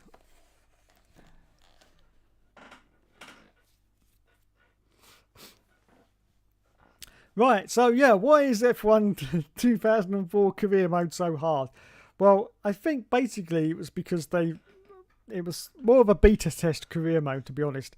I don't think it was quite finished, and so they thought, well, the only way we can do this is to make it really hard. So hopefully people will get fed up with it and not play it and realise that it doesn't get to the end. I haven't actually gone to a full 5-season career to see if it actually does finish at the end, but that's my theory anyway. But yeah, it was the hardest F1 career mode I think I've ever seen. The difficulty mode was just, I mean, there was no difficulty. That was the thing. You couldn't adjust the difficulty, and it was just set on insane. Yeah, it was I don't even know what kind of difficulty it was set on, but it was set on insane levels. And so that was a big problem. A big problem. Lights are flickering. Yeah, so that was a big problem. They improved it a lot in F105, but unfortunately they went the other way and they made it way too easy, which is very weird. It wasn't until F106 that they actually got the balance, I think, pretty much right. But yeah, so F104 was just insane. I mean, they were locked on, was it 25% races? I think they were. Or 12, I think it was only 12 laps or whatever. There was no pit stops, which was a very strange decision. Why you wouldn't have pit stops in a 12-lap race, you know, at half distance. But there was no pit stops. And wherever you ended up at the start, which was usually like 10th or 11th, because you because of the insane difficulty level, you could never get into pole position for the start. So you ended up 10th or 11th. And you basically had to, from the line, bludgeon your way through the field, get past as many cars as you could, get in front of them, and then spend the rest of the 12 laps, because there's no pit stops, just trying to keep in front of them. So whatever position you got into, say you got from 11th to about 5th place, that was you just had to keep that, and then that was it. That was the whole of the 5 seasons all the way through, because there was no sort of difference, because it was just so hard. And yet the cars behind you sometimes could still get past you because they were just pushing like crazy. So yeah, very, very strange F1 2004 career mode, I must admit.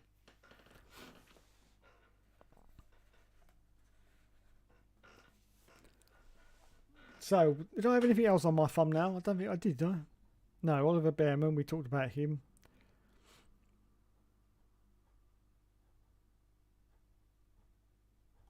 No, that's it. Right, okay then.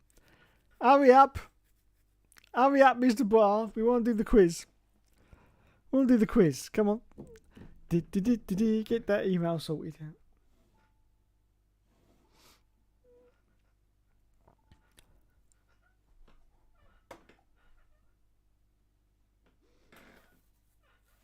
Get that email sorted.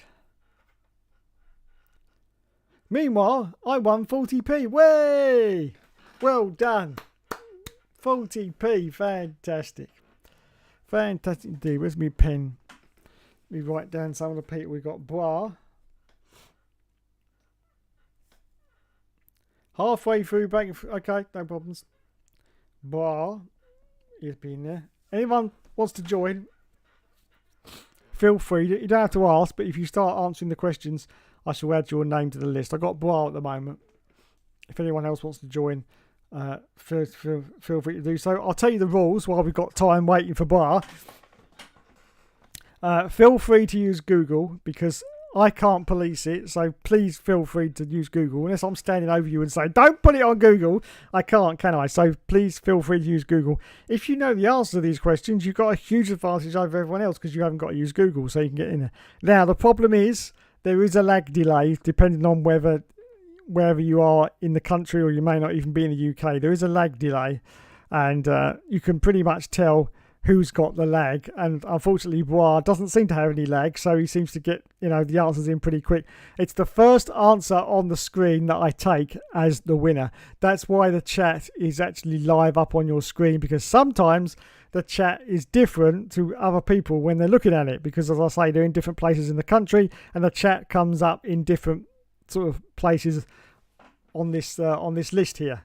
Okay, that's why the chat comes up, is on the screen, so you can clearly see that the first one that comes up is the answer that I've got to take, because it's happened loads of times. Some people have said, wait a minute, my answer has come up before the other ones, and yes, it probably has, because of the area, because where you're living in and the way that the internet works. The internet is a very complicated thing. It gets rerouted around so many places, it's unbelievable.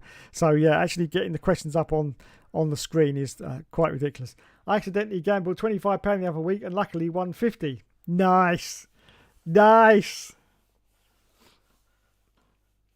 Wasn't supposed to happen.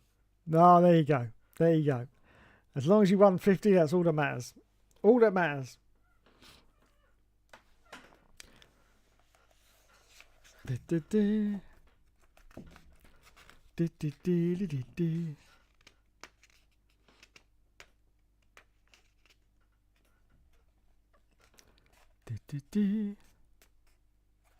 Right, okay, got the questions. Oh, that's handy. There's actually 10 questions on each page. Look at that. Which is exactly the amount of questions I ask. Nice. Oh, we like this book. I found this up in my cupboard. I had this quiz I got off the internet, had about 400 questions on it, but we've run out of those now. But I found that book and thought, yes! So we will use this for future quizzes. We will indeed, yes. Da da da. Da da da da da da. Boo boo boo. Boo boo boo boo boo. So yeah, while we're waiting, as I say, I was talking about him earlier, Dr. Disrespect. You probably heard all about it because it's been all over the internet. I've got this daily game now where I actually go to his comment section on. It's not his last video because he's deleted the comments. It's the video before that, which he hasn't deleted the comments, and I'm now going to that daily just to read the comments, and it's horrific. It really is. It's if that was me, I'd be in the garage hanging from a rope right now. I really would, because oh my god, the internet can be very cruel. I mean, not that he doesn't deserve it, but I'm just saying that the internet can be very cruel indeed. And yeah, the comments are just. I just keep going every day there just to read the comments. I just go to the YouTube and then put newest comments, and I'm just reading down. And it's just oh my god. 90% of them are just repeating themselves. They're just all the same, but there's a few on there that are pretty bad. But I'll say this is a guy that earned millions. A lot of people have said he shouldn't have earned millions because he knew why he got banned from Twitch in 2017, so he shouldn't have earned all the money that he has done on YouTube. I'm wondering if YouTube might turn up one day and say, "Oi, we want some of that money back because you gained it under false pretenses." It's possible. Who knows? But all we do know is his career, I think, is pretty much finished.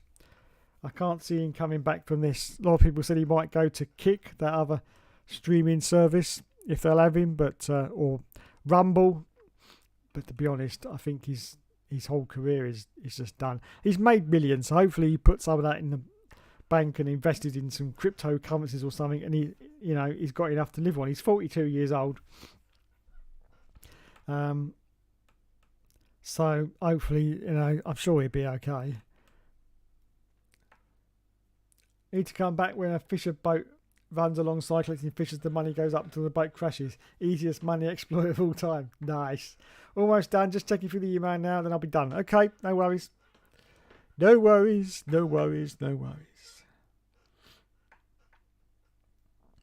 Dee dee dee. Dee dee dee dee dee.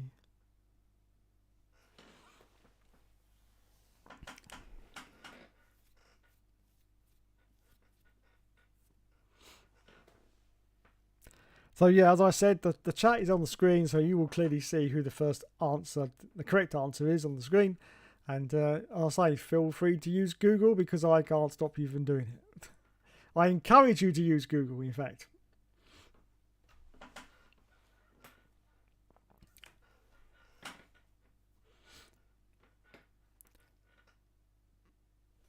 I'm going to get a bit of paper.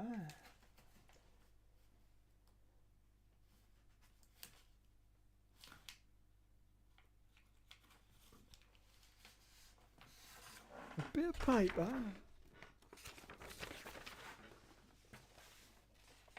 And put a little bookmark in this page. So I know where I am next week.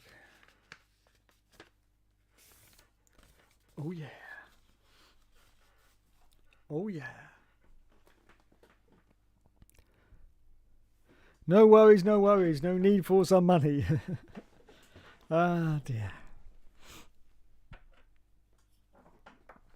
La la la. La la la.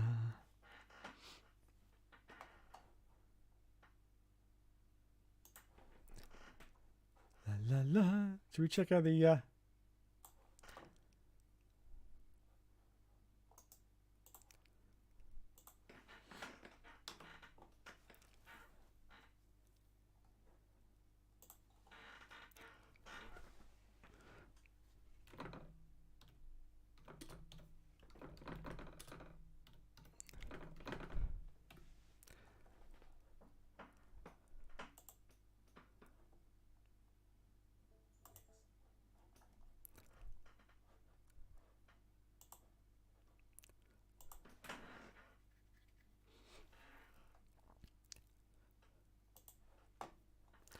let's see how the oops. I can't take it off a full screen. Let's see how the election's going while we're waiting for Brian to come back. Okay, so at the moment, Labour in the lead with 410 votes. Conservatives are in second place. Yay! With 131. Lib Dems are in third with 61. Reform are in fourth with 13. SNP are in fifth with 10. And others are in sixth with 25 points in total. So there you go. Labour landslide, as it says on the screen. Yes, well, we were predicting that anyway, weren't we? So I'm glad the Conservatives are in second place, though, to be honest. Yay! And I'm very much glad that Reform are only in fourth. So people have come to their senses. Right, let's get rid of that. Now we can put the chat back on. There we go.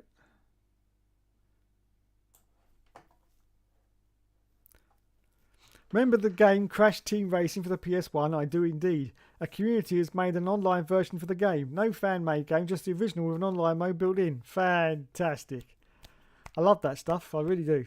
Yes. Great to see. Great to see. I remember reading they've done one for, was it one of the Star Wars games, Battlefront, the original? That's online, isn't it? On the PS2, is it?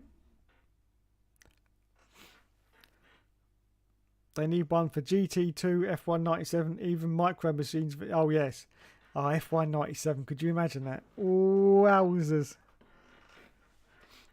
I may even have to go out and buy a decent computer if that ever happens.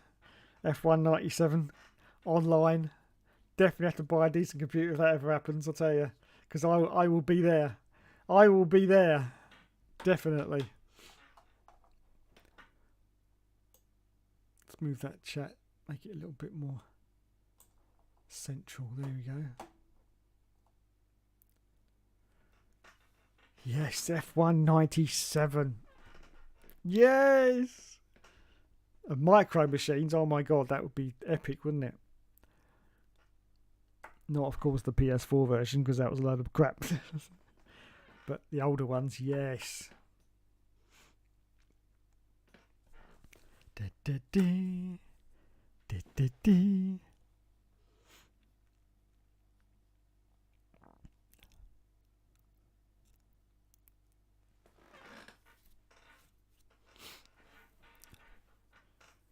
Let's just wait for Bois to come back. Give me a signal, Bois. Be like the seance. Not once for yes and twice for no. He's not back yet. He's not back yet. Oh dear. La la la. La la la.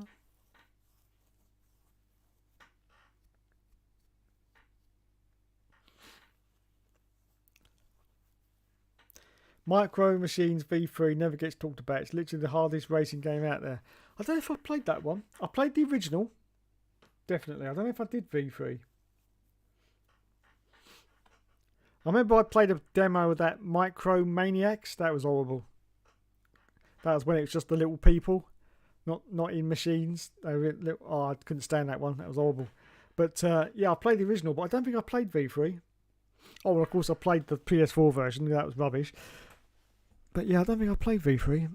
But Micro Maniacs was horrible. Horrible.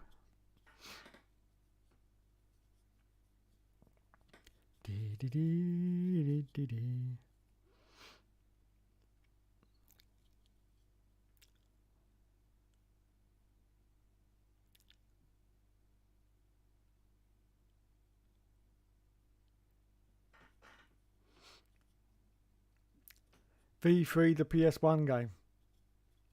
Oh, right. Micro Machines would have been better if it was just cars. Yeah, it would have been. I agree. So I played the original. I got a video of it on one of my channels, Micro Games PlayStation or whatever, because I made a channel thinking that was going to be the best, the second best thing to F1, but it never turned out that way because the PS4 version was rubbish. So I've literally got 2 videos on that channel. It's called Micro Games PlayStation or something. Hi, man. Just checking through the email now. I can chat, but best not start the quiz just yet, as I may need to be called back. Okay. When you're ready.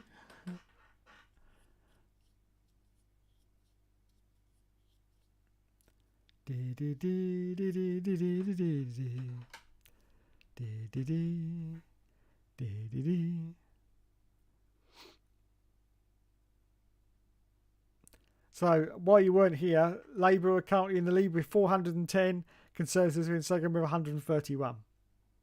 Lib Dems are third. I think 62, I think it was.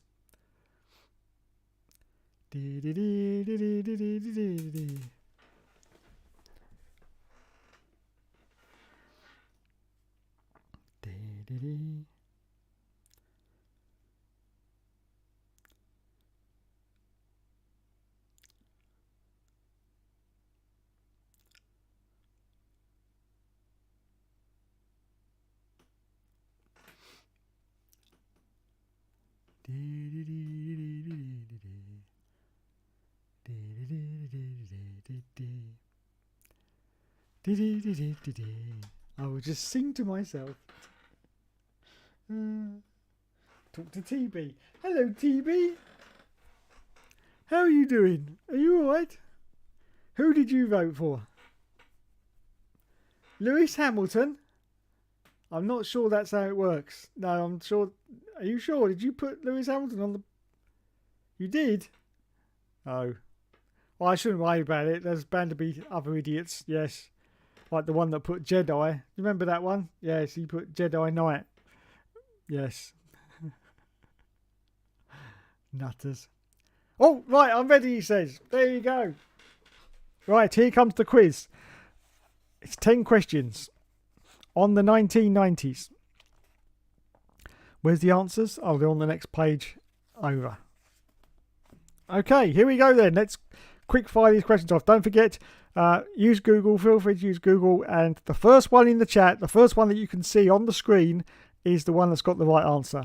And if things turn out that there's a huge lag delay, then towards the end of the quiz, I do give out a 5-point lag delay question. Okay, if someone's actually running away with it. Okay, right, here we go then. There's a result coming in 10 minutes to Harvey. It's my area too. Okay, let's get on with it then. Right, question number 1 out of 10. Who won the first round of the 1990 championship? Was it A. Alain Prost, B. Ayrton Senna, or C. Nigel Mansell?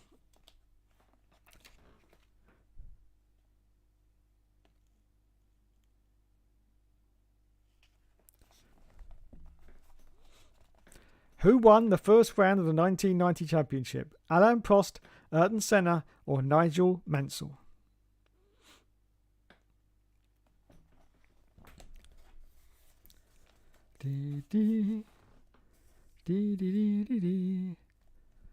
Bois is coming with Senna, and that is the correct answer. First on the board for Bois. Didn't need to go through the options. Nice. Right. I think everyone has left. I think you're right. Which means you're going to be the winner. Okay then. Question number 2. On which circuit was the race held? This is the 1990 first round. Which circuit was it held? A. Kyalami, B. Monaco, or C.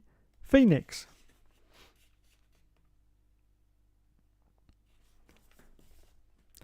Which circuit was the race held? Kyalami, Monaco, or Phoenix?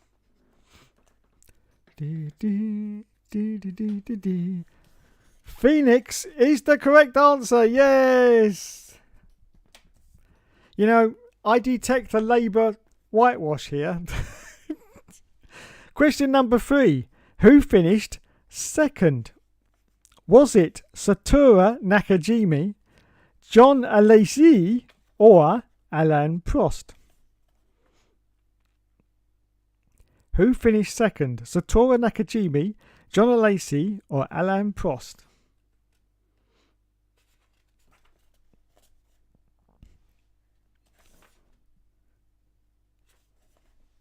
Alesi! You got it right. Question number 4. Who partnered John Alesi in the 1990 Tyrrell team?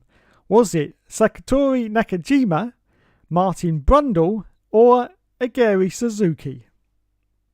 Who partnered John Alesi in the 1990 Tyrrell team? Satoru Nakajima, Martin Brundle, or Aguri Suzuki?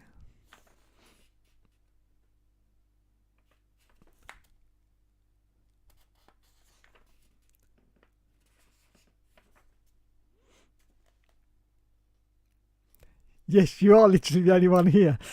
They've all left.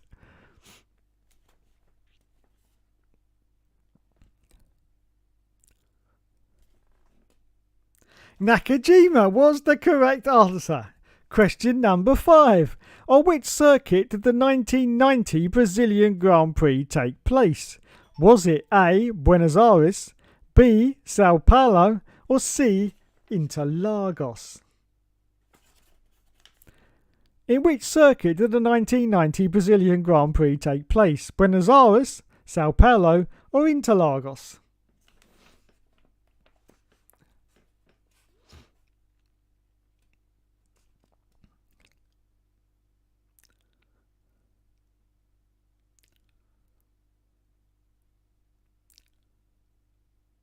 He was married to Tyrrell. Interlagos is the correct answer. Well, Bra currently is striking out in the lead with 5 points as we're at the halfway point of the quiz. No one else has got any points right, but Bra has got them all right so far. Buenos Aires is in Argentina.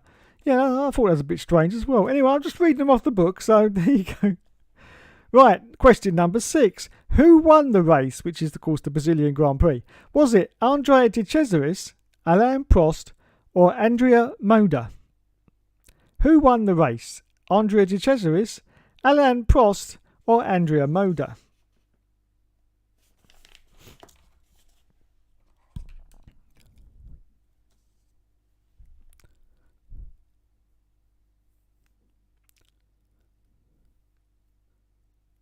This is turning to be like the 2004. Yeah, it is, isn't it? So, who won the race?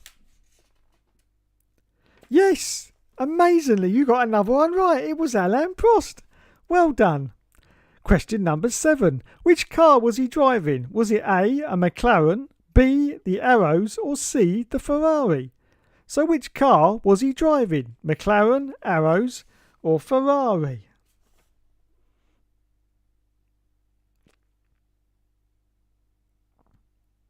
Are you reading the answers right? Andreas Moda were a team.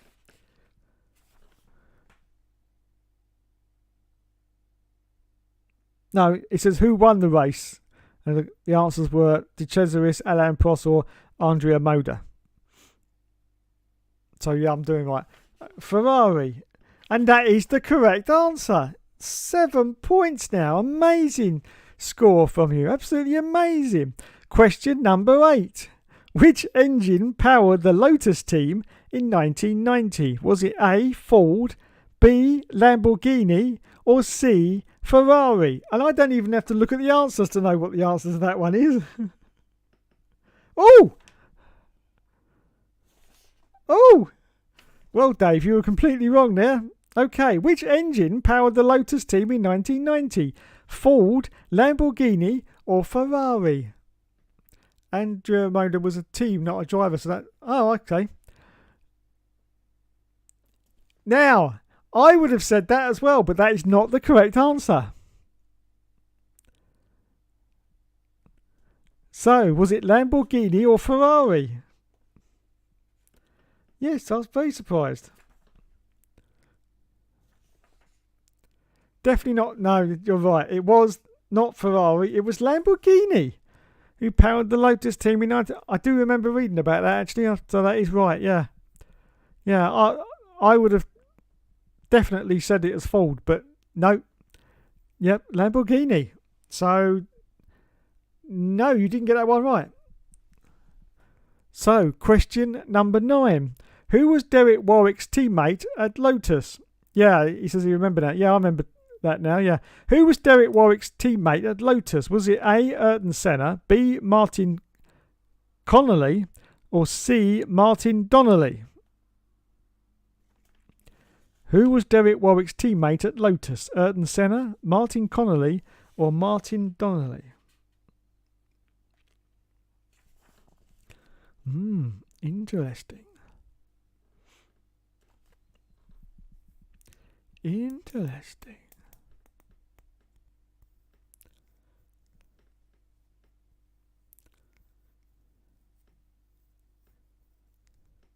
Martin Donnelly is the correct answer.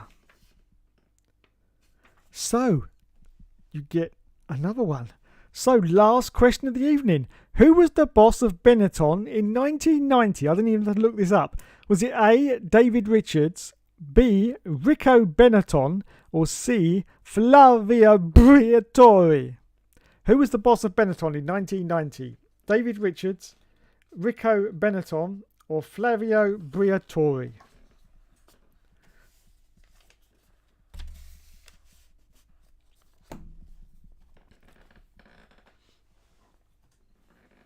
Had that horror crash in Jerez. Yeah, that's right. I remember that.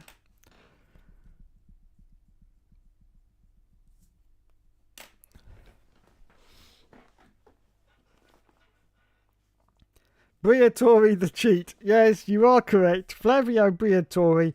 Wow, what a whitewash. No one else got a look in there. You got 9 points, 9 questions right. Well done to Bois. You are the winner of the F1 quiz, mainly because everyone else has gone home or they're watching the election.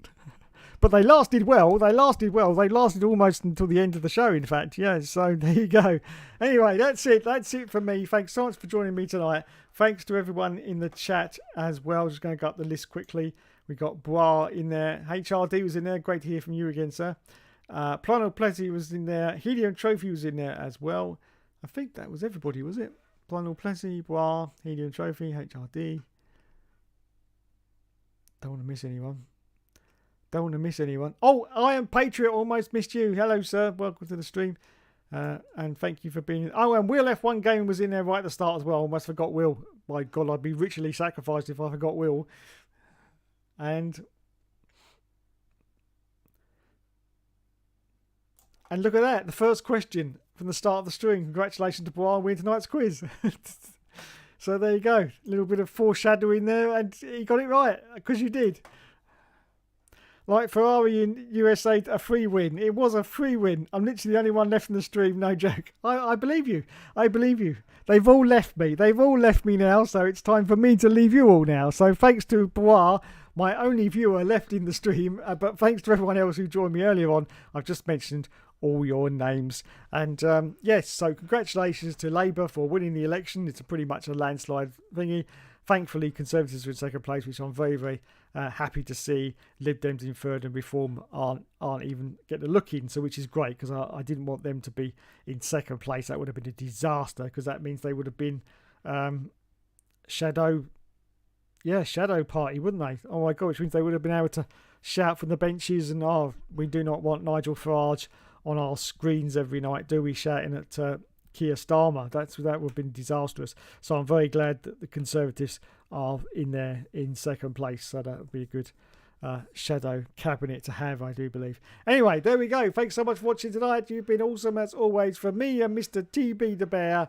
I will catch you in the next video on Sunday, I think, on the All Seasons. Oh, Grand Prix, of course, Silverstone at the weekend. So enjoy that live for the one and only time on Channel 4 for all those who don't get Sky and are poor like me. So yes, it's a live. The whole race is live. We've got the qualifying as well live. I think might be some practice as well. I'm not quite sure. But yes, the whole thing is live on Channel 4 for the only time this year. Yes. And so we shall be looking at that. And hopefully it'll be a good race at Silverstone. We will see. And yes, will Lando take out Maxi Boy into turn one like Lewis did a couple of years ago? That would be great to see. And the internet will just blow up if that happens. Absolutely blow up. And I'll just love it. Anyway, thanks so much for watching, everyone. You've been awesome as always.